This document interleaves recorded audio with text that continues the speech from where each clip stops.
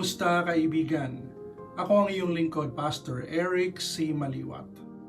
Bumisita tayo sa Art Gallery of New South Wales, doon sa mga lugar kung saan ay ipinapakita ang mga paintings patungkol sa naging sakripisyo ng Panginoong Hesus sa krus ng Kalbaryo.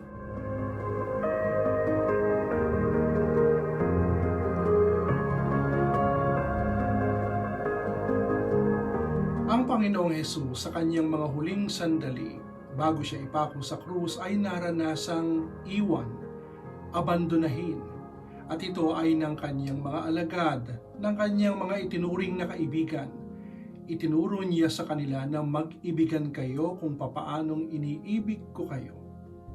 Doon mismo sa krus ng Kalbaryo, sinabi niya, Eli, Eli, lama sabachthani, Diyos ko, bakit mo ako pinabayaan? Ang Diyos na kanyang binibigyan ng kaluguran at kanyang pinupuntahan ng lihim sa hardin upang siya ay magpalakas. Iniwan siya dahil karga ni Jesus ang kasalanan ng lahat ng mga tao. Naranasan ng Panginoong Jesus na siya ay iwan at abandonahin kahit na ng Diyos sa langit nang dahil sa ating mga kasalanan upang hindi natin maranasan na tayo ay iwan o abandonahin ng dahil sa kanyang naging sakripisyo. Sa kanyang muling pagkabuhay, naroon ang tagumpay.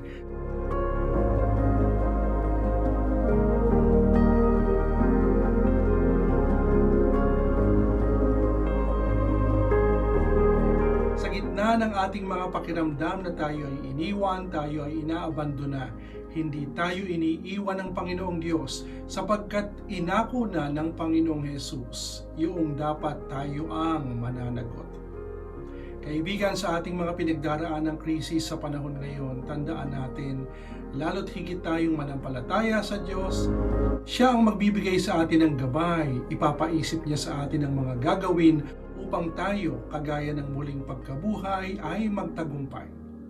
Tandaan mo, kahit pakiramdam mo minsan ikaw ay iniwan, hindi ka inaabandona ng ating Panginoong Diyos kahit sa gitna ng krisis na nararanasan natin sa panahon ngayon. Isang maligayang Pasko ng pagkabuhay.